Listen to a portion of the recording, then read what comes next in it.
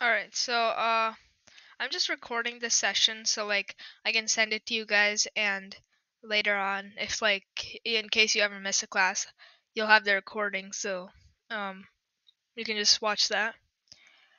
Okay, so last yeah, Hita, do you have a question?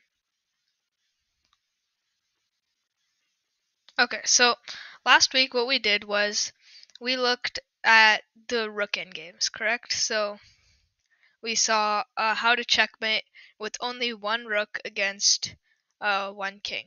So now this week, now that we've completed all three of like the major checkmates that we need to know as beginners, like we've learned how to checkmate with one queen, two rooks, and one rook. So these are the three most common types of checkmates. So like in case you're in a game and you win a rook, you need to know how to win with those kind of positions. So that's what we learned the past few weeks. And now we're gonna get started with something new, which is the opening. So the three things that we looked at the past few weeks, those were all endgames. And endgames is the last part of the game. That is most of the time that's when your games will end. If you get an extra piece or pawn, then you can promote, right? Like everyone here knows what promoting a pawn is, right?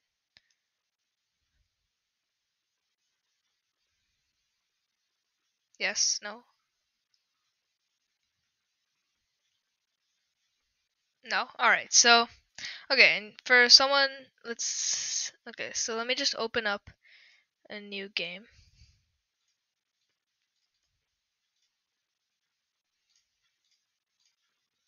Okay, so this is just like a position where you have two pawns and a random black pawn.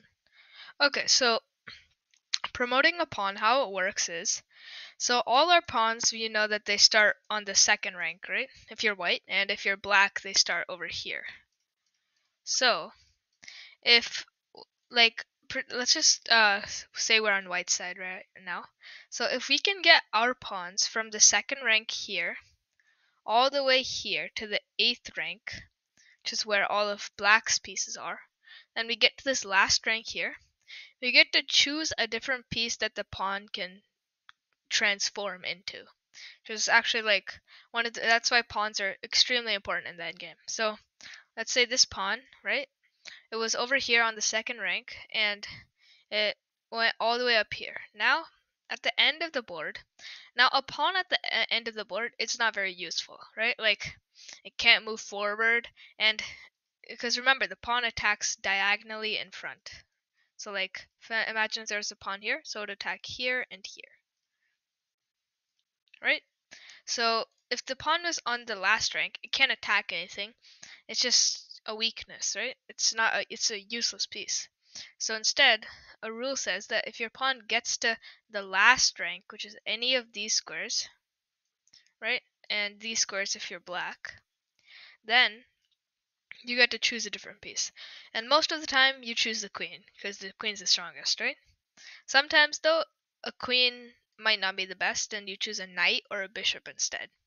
Just depends on the position. All right, so does everyone understand what promotion is? Anyone questions? All right. So let's just go back here. So now we have. So I was talking about the end game, correct? So like I said before, the end game is where most of your games will end. But the opening and the middle game, which is the first two parts, right? So the opening is like the first 15 moves, and then the middle game is until a certain point, and then the end game starts. And we'll learn like how to tell when it's the end game and when it's the middle game and stuff like that. So today we're learning about the opening. So here is a started chessboard. So obviously, white moves first, and there's a lot of things he can do, right? So we know he can move the knights out, he can move the pawns out. So we're gonna like learn the most important principles in the opening. Like later in the future, I might teach you guys an opening that you should play if you want good results. But for now, I'm just gonna teach you the main principles, and you guys can choose what to. So to start off, we should. There's the main thing to do is you can start with the knight move, right? But the problem is this doesn't let you, now after like black plays here, you can't move any other pieces, right? Like none of these pieces can. No, sorry, the knight can move actually. Uh, yeah. So none of these pieces can move, right? So that's why we're not gonna start off with a knight move. So instead, what we're gonna do is we're gonna move a pawn. And this is where an important aspect of the game comes in that you really need to know for the opening, which is the center. So the center is these four squares. And if you attack any of these four squares with like a knight or a pawn or a bishop or just any piece, then that's basically what you should be trying to do. The more pieces that you can have attacking these four squares, the higher chance you have of winning the game. So what we're going to do is also like these pieces, they can be considered the center. Like let's say you played this pawn here, right? Like it's these two squares, it's uh attacking, right? But most of the time it's these four main squares that you really want to control. Yeah. Okay, so what we're going to start with is a pawn move into the center, attacking these four squares. So does anyone have any options of how we can do this? Okay, Evan?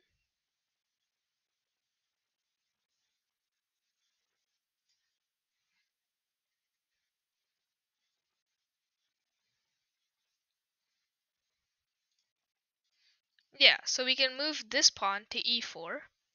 We can move this pawn to d4, right? Any other options that people have?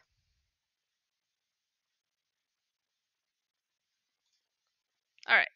There is a few more. Oh, okay. Um, yeah, Evan.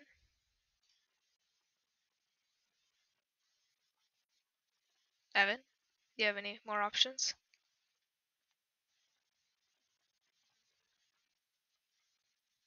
Oh, okay, that's fine. Zane.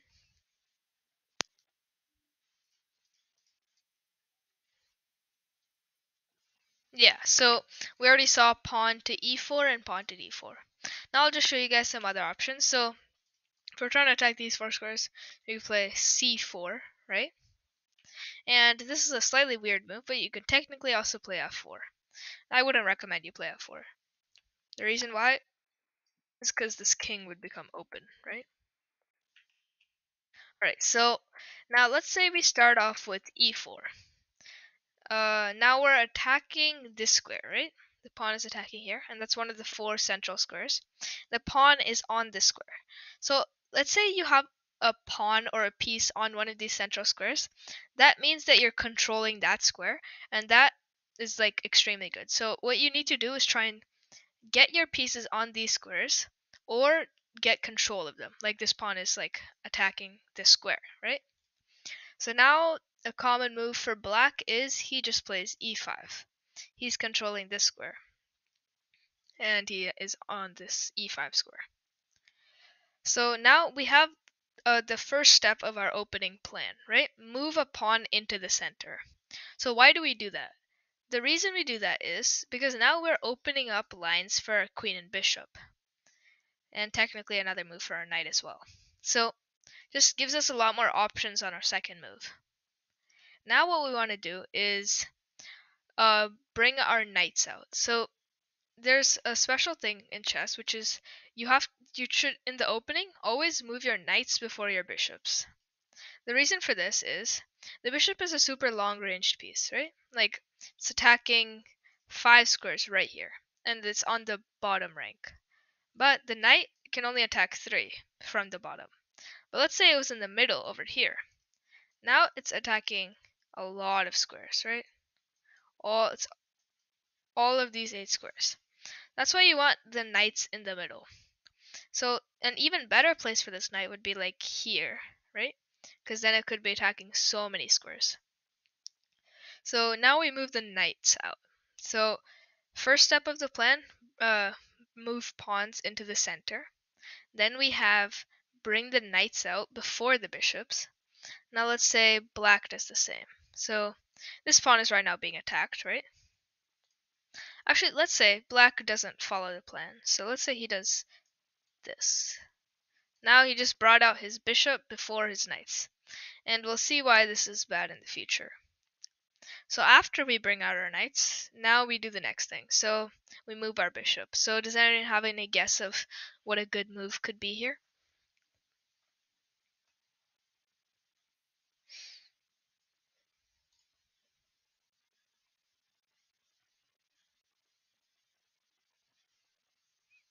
Evan?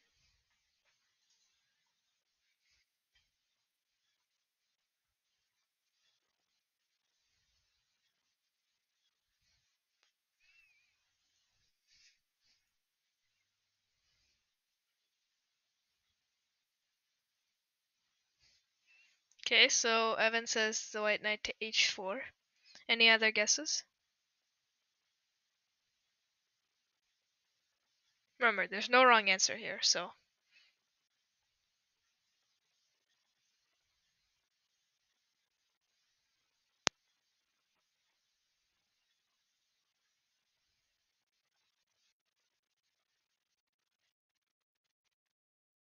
Okay, so another move that you could play is like, let's say knight to c3 or bishop to c4. Alright, knight h4 isn't a good move though, because this is something that we'll learn, and that is that moving the same piece twice in the opening is really bad. If we move the same piece twice, then it's like we just wasted a move. If this piece is already developed, that's what you call the piece when you move it. You develop the piece, right? So this knight went from g1 to f3, so it was developed to f3. This bishop was developed to d6. Okay, now knight h4. That's the second move with this knight we've made. But and even can anyone see another reason why this move is not that good? Jiten?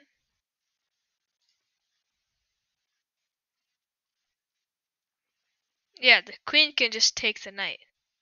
So that's we have to be careful of where we're moving our pieces. So this knight, it looks safe, but the queen on d8 can take the knight.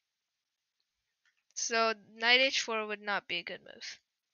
So instead, let's say we bring our other knight out. Because like I said before, knights before bishops, right? So we brought our other knight out before we brought our bishops. Okay, now let's say black plays knight to here.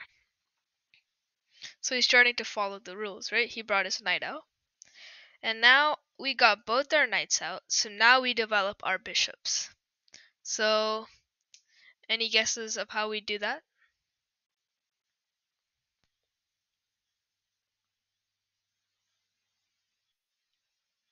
Jiten?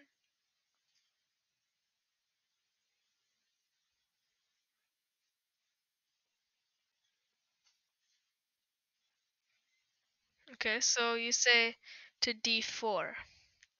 So pawn to d4. Well, we already moved one of our pawns into the center, right? Now, pawn to d4 certainly isn't a bad move. Like, you're just like attacking the center, right? Because you want to, like I said before, you wanted to attack the middle, which is good. The thing is, you should try and develop your bishops as well. As long as you've got one pawn in the center at least, you're fine. Like, you don't need more than that. We can do that later in the game, and I'll show you what that's called. So first, we have to develop our bishops. So, Zane, do you have a answer?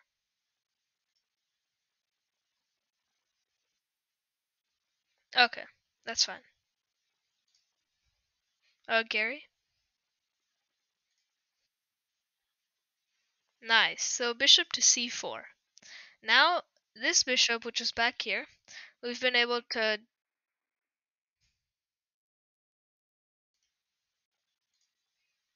develop it to c4, right? The reason that this is good is because now we can castle, and that's the next step of our plan. So now let's review what we've had so far. So from the beginning, we have e4, so we have a pawn a pawn in the center, right, to attack more the center squares.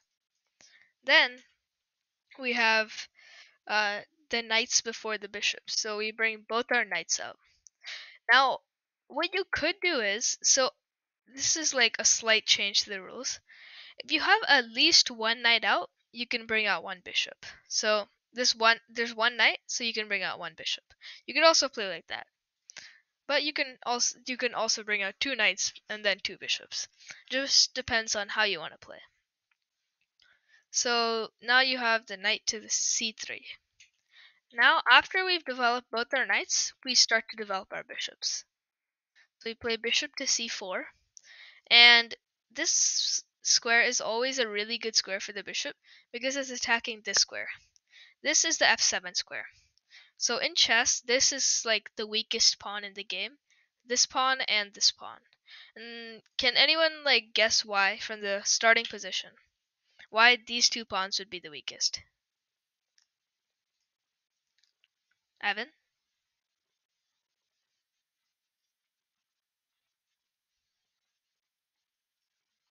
Okay. And Roma? Okay. Chetan? Exactly. That's the main reason.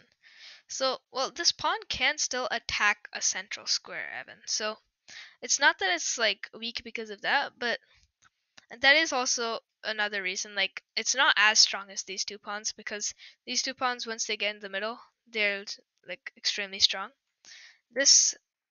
When like this pawn moves out, it's only attacking this square. But the main reason is in this position, the starting position, only the king is defending these pawns. So that makes it really easy to attack. That's why like a move like bishop c4, like bishop is attacking this pawn. Now let's say black plays a move like here. Now a common like attack is like moving the knight to g5. Now we have a knight and a bishop attacking the f7 pawn. Let's say black plays a bad move like h6, okay? Now, can anyone find the best move in this position?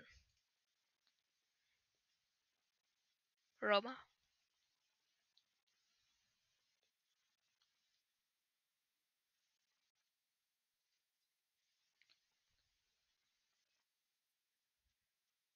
Exactly. It takes f7. Now we've taken a pawn, right? The king can't take because the bishop is protecting. And we've given something called a fork. So a fork is when you attack two pieces with one piece. And the reason that's good is because no matter which piece they move, let's say they move the queen, then we can take the other piece. Alright? Okay, so the reason we can't play knight to g5 immediately here is because the queen can take. Similar to knight h4 we saw previously, right? The queen was attacking this square, it's also attacking this square. Okay, so we have bishop to c4. Now let's say black plays... okay, what do you guys think is a good move for black in this position?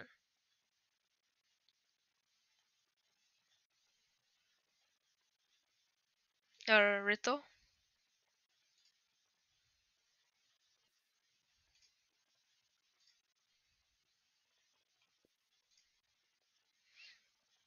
Or Rito, you're on mute.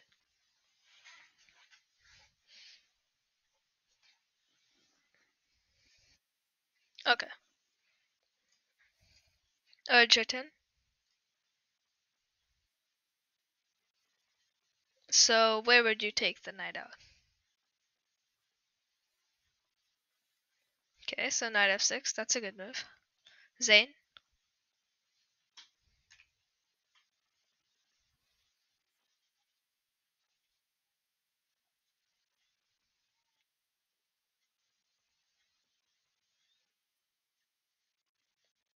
So, what to e7?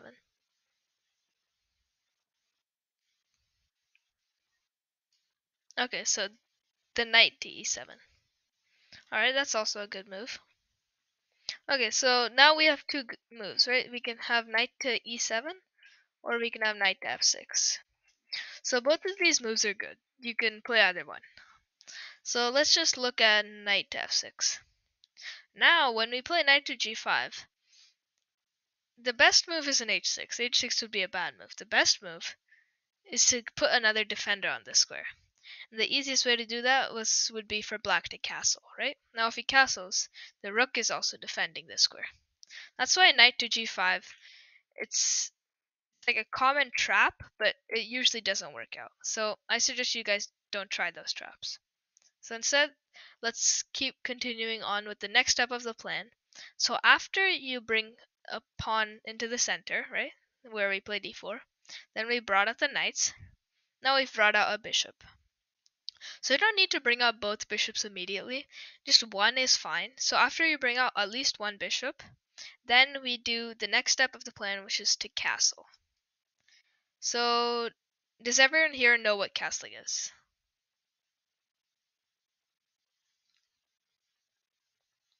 Okay, I'll just explain it in case.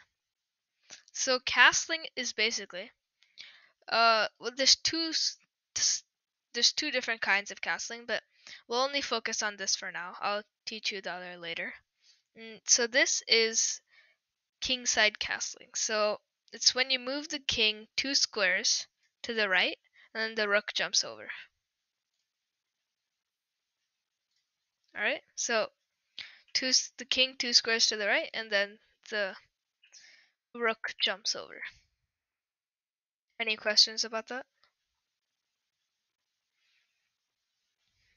All right. So yeah, it's just that's what castling is. And now you might ask, why do we castle? So the reason we castle is because in this position over here, this pawn's already been moved up here, right? This king is kind of weak. Now, once we castle, there's a wall of pawns right in front of it, and a rook and knight right next to it to protect. So castling is extremely helpful because of this. You just get to get your king safe, and this rook over here, it's not doing anything. It's just blocked by the pawn and the king here.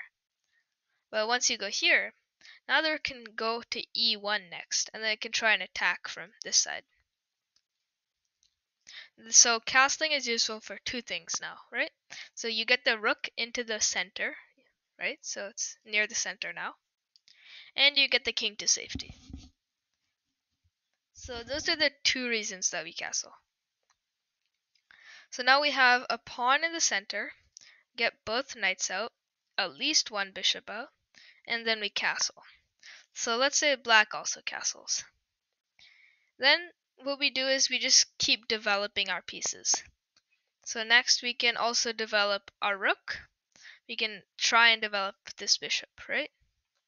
So now how are we going to develop this bishop? Any guesses?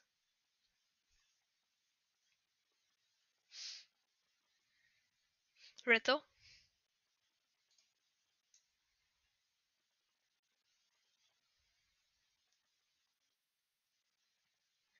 Okay.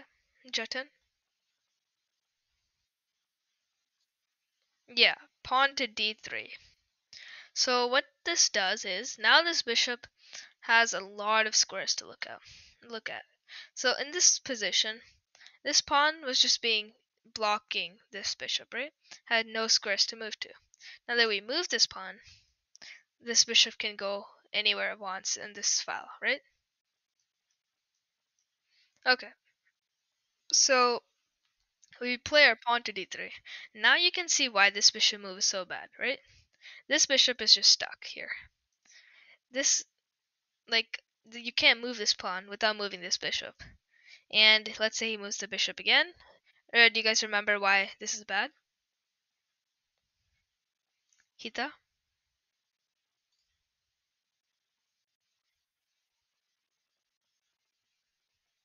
Jeten?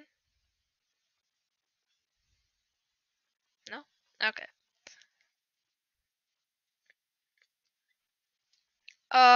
Yeah. so do you guys want to know how to castle the other side? Okay, so let me just open that up in a different board.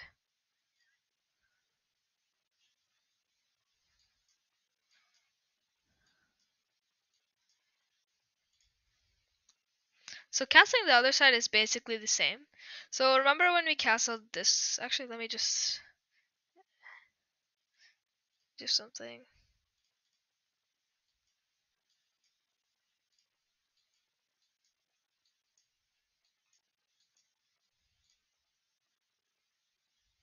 Okay, so this, we already learned that we can go this way, right? And castle. So that is when we move 2 steps to the right, and then the rook jumps over. The other way is simply the same thing. It's just 2 steps to the left, and then the rook jumps over. Now, you can see that there's a slight difference, right? So when we go to the right, now this king is only 1 square away from the corner. When we go to the left, this king is 2 squares away from the corner. And basically the difference is when you castle normally, this is the normal castle, right? Your king is a lot safer, but it's a lot harder to attack. When you castle, this is called opposite side castling because it's the opposite of right. So in opposite side castling, it's you get a lot more attacking power because the 2 rooks, they can usually black castles here, like he goes like this. So you can get the 2 rooks and start moving these pawns forward. But we'll learn more about that in the future. So does anyone have any questions on the 2 types of castling? Same for black. So like black, 2 steps to the right, and then the rook jumps over. Or 2 steps to the left, and then the rook jumps over. Alright? Okay, so let's go back here. So we were talking about why bishop to c5 would be bad. And the reason is because remember in the beginning I told you you shouldn't move the same piece twice in the opening. And now this we've moved the same piece twice in the opening. So it's like white got an extra free move, right? There's no need if you played this. Sorry, if you move the bishop to d6, if in the later you're just going to move to c5. So now we want to develop our bishop. So there's a lot of squares. You can go d2, e3, g5, right?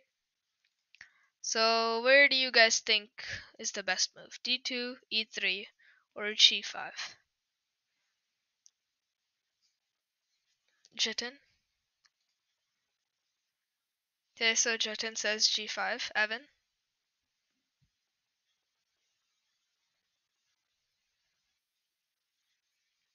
Okay, g5. Gary? e3. Okay, any other guesses?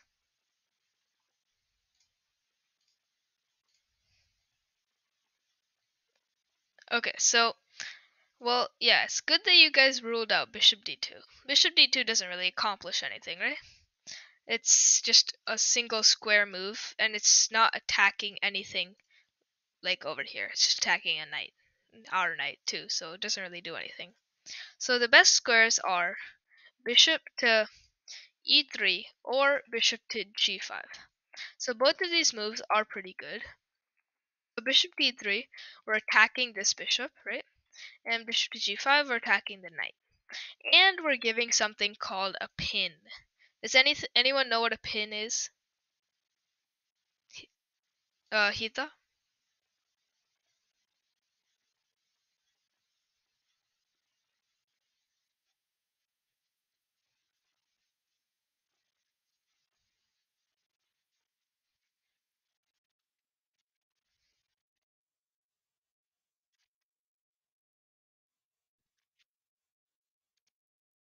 Okay. Yeah. So basically, I think what you're trying to say is, so there's 2 pieces in a row, right? So if you move this piece, then the piece behind it gets captured, right? And if you move the other piece, then the piece in front gets captured. So that is what a pin is. The reason it's so powerful is because it can like just paralyze 2 pieces at the same time. Okay, 1 second. I need to end the recording and start a